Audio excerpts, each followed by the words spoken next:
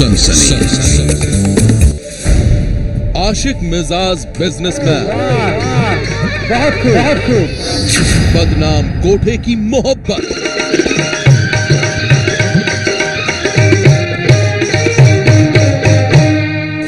और एक टैटू का खूनी राज।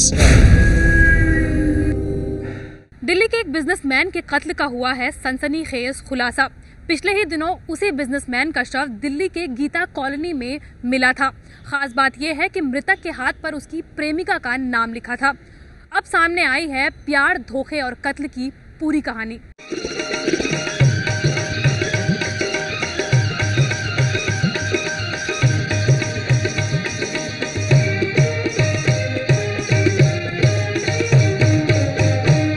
वो इलाका बदनाम है, वो गलियां बदनाम हैं।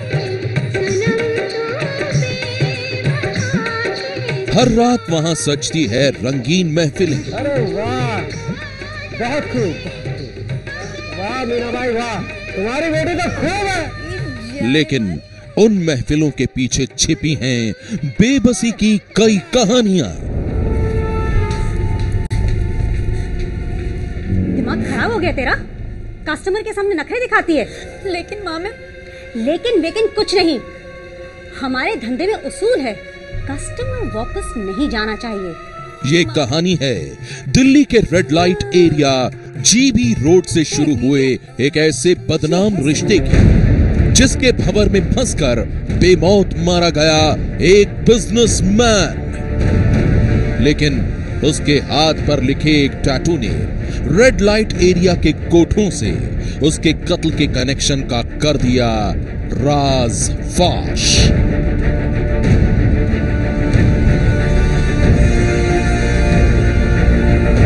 तारीख 27 फरवरी 2015, वक्त सुबह के तकरीबन 10:30 बजे। दिल्ली पुलिस को खबर मिली कि गीता कॉलोनी इलाके के फ्लाईओवर पर पड़ी है एक शख्स की लाश। खबर पाकर पुलिस की टीम फौरन मौके पर पहुंची। मरने वाले शख्स की उम्र तकरीबन 40 से 50 साल की थी। उसके पैर बंधे हुए थे।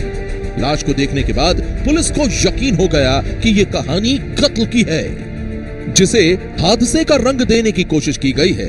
किसी सुराग की तलाश में पुलिस ने मरने वाले शख्स की तलाशी ली। तलाशी के दौरान पुलिस के हाथ लगे 2 अहम सुराग। पहला सुराग, पुलिस को मरने वाले शख्स के हाथ में लिखा हुआ एक टैटू मिला। उस टैटू में लिखा था आई लव मीठी। कौन थी ये मीठी?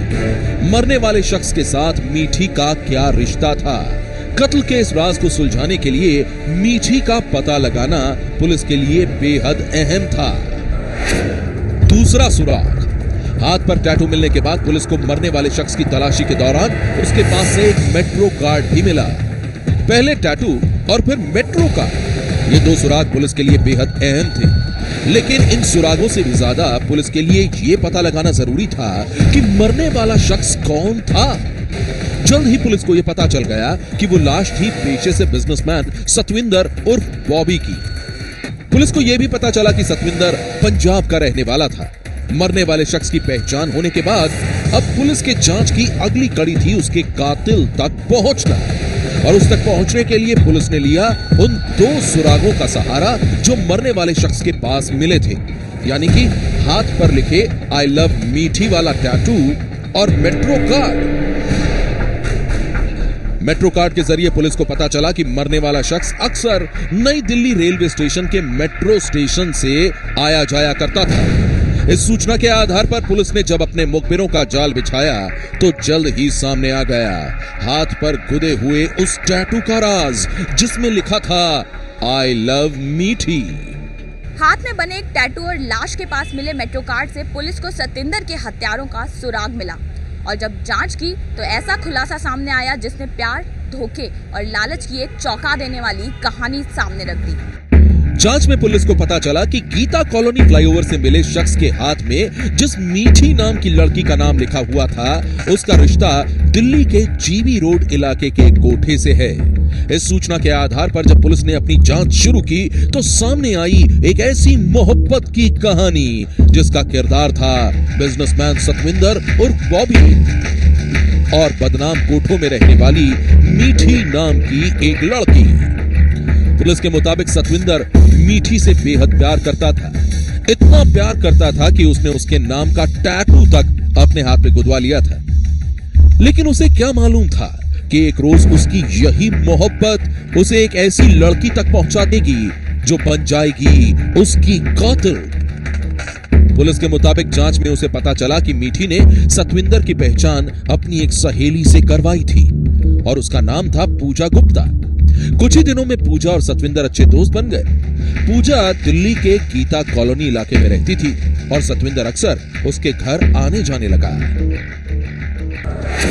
तारीख थी 24 फरवरी 2015। पुलिस के मुताबिक सतविंदर और बॉबी को जुआ खेलने की भी आदत थी। 24 फरवरी की रात वो जुए में 50,000 रुपए जीता। जुए में जीती रकम लेकर वो सीधा पूजा गुप्ता के पास गीता कॉलोनी में उसके घर पर पहुंचा। वहां उसने उसके सामने जुए में जीती गई रकम का खुलासा किया तो पूजा गुप्ता के दिल में लालच पैदा हो गया और महज 50,000 रुपयों को हड़पने के लिए पूजा ने सतविंदर को मौत के घाट उतारने की साजिश रच डाली। साजिश के तहत पूजा ने पहले तो सतविंदर को जमकर शराब पिलाई और जब वो शराब के नशे में धुत हो गया तो गला दबाकर उसकी हत्या कर दी। तो इसके पास 50,000 रुपये उस समय थे। जब इसने उसे दिखाया कि मैं 50,000 रुपये लेके आया हूँ तो उसने कहा कि तुम यहीं रात में रुक जाओ और रात में उन्होंने शराब पी साथ मिलके। और जब वो शराब ज़्यादा हो गई, वो आदमी सो गया तो उसने पैसे की डिमांड की उस समय। तो उसने कहा 2,000 रुपये दूंगा तुझे। तो 2,000 रुपये दिए, लेकिन इसे पता था कि पैसे इसके पास हैं तो उसने 48,000 जो उसके पास थे उसको हत्याने के लिए उसने उसका स्ट्रैंगुलेशन कर दिया, गला दबा दिया। पुलिस के मुताबिक 50,000 रुपयों के लिए सतविंदर को मौत के घाट उतारने के बाद पूजा को यह समझ में नहीं आया कि वो उसकी लाश को ठिकाने कहां लगाए। एक दिन तक सतविंदर की लाश उसके घर में ही पड़ी रही। इसके बाद पूजा ने सतविंदर की लाश को ठिकाने लगाने के लिए अपने मामा विजेंदर को बुलवाया। उसने उसे सारी कहानी सुनाई और फिर दोनों ने सतविंदर की लाश को कहीं ठिकाने लगाने के लिए एक ऑटो वाले को 5,000 रुपयों का लालच देकर अपनी साजिश में शामिल कर लिया। 26 तारीख की रात पूजा और विजेंदर ने सतविंदर की लाश को ऑटो में डाला और फिर उसे गीता कॉलोनी के फ्लाईओवर पर फेंक दिया। उन्हें लगा कि सतविंदर की लाश को देखकर लोगों को यह लगेगा कि उसकी मौत एक्सीडेंट से हुई है, लेकिन मामले की जांच में जुटी पुलिस ने उनके इस खूनी खेल को बेनकाब कर दिया। ये वो ऑटो है जिसमें सतेंद्र की लाश को डालकर पूजा गुप्ता और उसके मामा और साथ ही वो ऑटो चालक गीता कॉलोनी फ्लाईओवर के पास ले गए और वहां उसकी लाश को ठिकाने लगा दिया। हालांकि इस पूरी वारदात को जिस तरह से अंजाम दिया गया है, सतेंद्र को पूरी तरह से नशे की हालत में करके उसके बाद पूजा ने उसका मर्डर की इस घटना को अंजाम दिया और उसके बाद अपने मामा की मदद से इस ऑटो चालक से 5,000 रुपये में सौदा तय करके उसकी लाश को ठिकाने लगाया। पुलिस ने सतविंदर के कत्ल की साजिश में शामिल पूजा, विजेंदर और ऑटो ड्राइवर को गिरफ्तार कर लिया है और अब तीनों सलाखों के पीछे हैं। उनके खिलाफ सबूत के तौर पर पुलिस के पास सतविंदर के मोबाइल की आखिरी लोकेशन भी है जो पूजा गुप्ता के घर गीता कॉलोनी की है। ये पूरा खुलासा पुलिस को एक मेट्रो कार्ड के जरिए जो कि सतेंद्र की लाश के पास मिला था उससे उसकी लोकेशन और उसके साथ ही उसके हाथ पे बने टैटू से इस पूरी घटना का पुलिस ने खुलासा किया, जो कि अपने आप में बेहद चौंका देने वाला है। कैमरा पर्सन अजीत चाको के साथ अंजलि सिंह, एबीपी न्यूज़, दिल्ली।